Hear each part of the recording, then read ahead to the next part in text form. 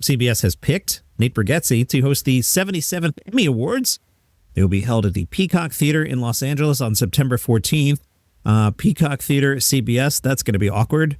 Television Academy Chair Chris Abrego said in a statement, Nate is one of the hottest comics in the business with a remarkable and hilarious brand of comedy that deeply resonates with multi-generational audiences around the globe. We are thrilled to be able to leverage his one-of-a-kind perspective to entertain TV fans watching this year's Emmy telecast. In a statement, Nate said, it's a huge honor to be asked to host such an iconic award show, and I'm beyond excited to work with CBS to create a night that can be enjoyed by families around the world. The nominations will be announced on Tuesday, July 15th. The National Comedy Center announced who's coming to the Comedy Festival this year in August. I got to get up there. I've been talking about it for a few years, and I need an excuse for a long drive, and that's a pretty part of the country. I think I might go up this year.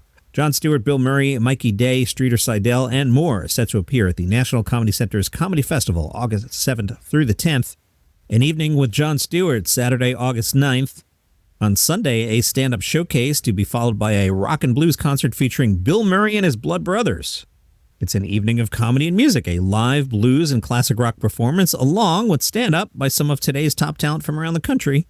Former guest on this podcast, Journey Gunderson, said Jon Stewart is one of the most influential comedic voices of our time. That is true, providing his signature social commentary at a pace responsive to the news cycle while deeply thoughtful about our shared humanity. All that is true. That is a good quote. Jon Stewart said, I've said comedy is an iterative business and a grind, and the best amongst us just keep at it. I'm glad there's a museum and National Archive that strives to honor that, and I look forward to seeing how the National Comedy Center tells the story of this great art form that survives every moment. Also at the festival, Mikey Day, SNL head writer Streeter Seidel. They will join the National Comedy Center for an onstage dialogue curated for Comedy's National Archive, offering an inside look at their groundbreaking show as the festival honors SNL's 50th. Their visit also commemorates the Washington's Dream sketch Cue Cards being added to the museum. That's fun. We found out a little bit more about that Office Spinoff. Oscar Nunez has confirmed that he will reprise his role as Oscar Martinez on Office Spinoff. This is called The Paper, I believe, which will follow the same documentary crew that captured Dunder Mifflin's antics as they turn their focus to a Midwestern newspaper. Ricky Gervais's wallet probably says, thank you. Nunez says they're still editing and stuff. It's very, very exciting. Oscar was talking with Angela Kinsey, who asked him, isn't the understanding that you're following the documentary crew to a new location and you happen to be there? Oscar Nunez said, that's right. More will be revealed, as my wife likes to say. Kinsey said she visited the set of the new show and alongside Jenna Fisher, who you know as Pam. Jenna and I stopped by the set. Greg Daniels, the creator, had invited us and we showed up, and not only was Oscar there, but our crew, so many of these wonderful people, because the crew was our extended family, and we're still really close with them. That was really moving to see. Steve Carell was asked about this show last year by The Hollywood Reporter. He said, we'll be watching, but I will not be showing up. It's just a new thing, and there's really no reason for my character to show up in something like that, but I'm excited about it. Sounds like a great conceit. I love the idea. I guess it's set in a newspaper company, and I've worked with Domhnall Gleeson, who's the star of this one. I did The Patient with him, and he's an excellent actor and a super nice guy, so I think it'll be great. Good quote from Steve Carell there. Handled that properly. Season 17 of It's Always Sunny in Philadelphia will be on FXX July 9th and on Hulu the next day. The premiere will be the second half of the crossover with Abbott Elementary. There's a clip teasing the new season. We see the gang volunteering at the elementary school, stealing kids' brownies and auditioning them for a potential boy band. This is season 17, but it celebrates the show's 20th anniversary. We're told season 17 is dubbed The Gang Embraces the Corporate Era and tells the story of how greed and the new American dream have consumed Patty's Pub. They'll exploit cross-network promotion to increase market share. They'll scapegoat one of their own to avoid a PR backlash. They'll risk everything for a handshake with the Saudis. They'll bend the laws with side hustles to pad their pockets. And they'll change everything about themselves to appeal to a broader audience, according to the logline. And sure, like any corporate goon, the gang craves money and parasitic social privileges. That's been plain since 2005, but they're also human beings that crave love, respect, conditional freedom, constant adulation, histrionic amounts of attention, nonstop gratification, and unfiltered, slap-happy eroticism. There's a press release for you. I had to pause there and take a sip of my large iced coffee with pistachio. I don't know what is going on with my voice. Maybe it's the pollen is coming out. I feel fine.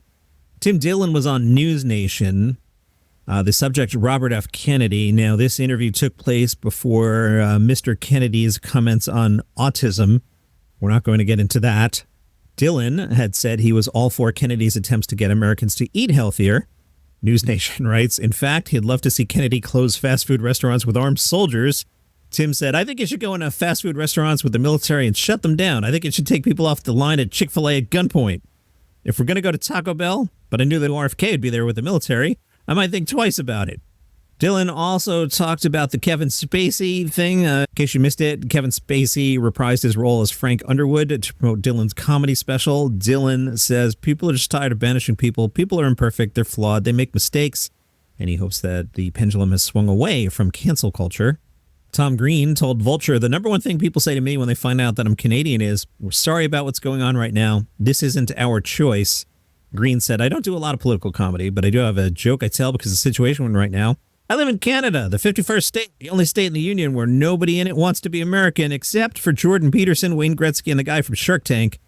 I'll get a confused laugh. Half the audience actually understands the full depth of the joke, and the other half is realizing for the first time that not everybody from every other country in the world dreams of being an American. After being told you're the greatest country in the world your entire life, well, it's a completely shocking statement. I haven't told the joke in Canada yet, but I guarantee you when I tell it, people will be laughing for a different reason. Canadians have always been a little more understated. American comedy is much more aggressive and on the nose, but our comedy has a silliness that's just woven naturally into it because there's something of an insecurity there, a humbleness that is masked in absurdity. We never say, we're the greatest country in the world. We're not screaming it from the rafters because it's impolite. All right, my voice is giving out. I'm going to bounce 2 stories to tomorrow and take the break, but I will tell you here the short version is Atsuko and Katsuka has got a special on Hulu. And Tina Fey dodged some questions about Lorne Michaels' job, but we'll talk about that tomorrow. All right, let's see if I can make it to the end here so you get your money's worth. The show's free, you know. On Gossip Corner, Craig Ferguson bought a new place, 2 bedrooms in the East 80s, a block from the Metropolitan Museum of Art in New York City. Ferguson and wife Megan have sold their castle in Scotland and picked up a classic co-op for $1.79 million. Now, I've never lived in a castle in Scotland. And I don't know, a condo in Manhattan, even if you're overlooking Central Park, I don't know. I think you traded down there, Craig. Craig said, we're very happy to be back in New York. And there's a new box set with the Richard Pryor albums. This is getting a lot of pickup. The PR people did a good job here. I'm a little confused because there have been at least 2 box sets of the Richard Pryor comedy albums. There's definitely one. And I remember because when I started at Sirius, my boss asked me, how come we didn't play Richard Pryor? And the answer was the records at that time sounded like crap. And when you played them on an actual radio, you couldn't really understand what Richard was saying. And then they remastered them. There was this red box set. I remember the box set. So I don't know why we're making a big deal out of this. Maybe because it's been 20 years, John, I guess. Anyway, the new box set is called I Hope I'm Funny, the Warner Albums, 1974 to 1983, out now via Rhino. The 7 LP set features several albums. Now, I have a challenge, I'll be honest here, telling you the story. Mr. Pryor titled his albums in a way that totally appropriate for Mr. Pryor to title his albums, but inappropriate for Johnny Mac to tell you the names of these albums here in 2025. So I'm going to sub in the word fella. One of the albums, That Fella's Crazy, was recently placed on Rolling Stone's list of the 74 best albums of 1974. It was recorded at Don Cornelius's Soul Train nightclub in San Francisco. Chris Rock had once told Rolling Stone, whenever they have a list of the 100 greatest albums, Richard is never there. He's not a musician, but Richard is one of the greatest recording artists ever. I'll take That Fella's Crazy over Frampton Comes Alive any day. Also in the set is It Something I Said. 1976 is a Bicentennial Fella. 1978, the double album Wanted / Richard Pryor Live in Concert, live on the Sunset Strip. Which, by the way, take a look at Live on the Sunset Strip and Richard Pryor's outfit and realize even more than ever, Eddie Murphy is a cover band. Not just his cadences or the vocal impressions he does, the outfit. And I love Eddie Murphy. I'm 55 years old. Do the math. We loved Delirious and Raw, but it's a cover act. Richard Pryor got there first and wore the same red outfit. We're close enough. Opening today, the Sydney Comedy Festival. I know, you got a month of Melbourne and you got 0 days in between. The Sydney Comedy Festival is celebrating its 20th anniversary, featuring over 300 performers. Today through May 18th, Daniel Sloss stars in the debut of the festival's One Night Stand series, a Sydney-exclusive performance April 24th at the Sydney Opera House. I like this, too. The Sydney Comedy Festival Comedy Crawl. Attendees can explore the YCK. Now, I've been down there. I'm trying to remember what that stands for. I guess it doesn't matter. The YCK's precinct bars in the CBD, that's Central Business District, each hosting unexpected lineups in various surprise venues. The festival will also feature a pioneering mentorship initiative, hosting 4 up-and-coming comedians. They are Alan Fang, Frankie Rousthorne, Toby Barone, and Stella Wu, to develop their acts with seasoned industry professionals. Locals include star of RuPaul's Drag Race Down Under, Reese Nicholson. International stars include Brazilians Fabio Rabin. He'll be performing in Portuguese. Malaysia's comedy elite, Kevin J, Roisel Van Gazel, and Poppy Zach. They are the Malaysian Comedy All-Stars. The Theater Sports All-Stars blend improvisers with new talents. Minister for the Arts, Jobs, and Tourism John Graham said, "From humble origins 20 years ago, the Sydney Comedy Festival has become a big highlight in our city's calendar, which is why we're now backing it with event funding from Destination NSW, New South Wales.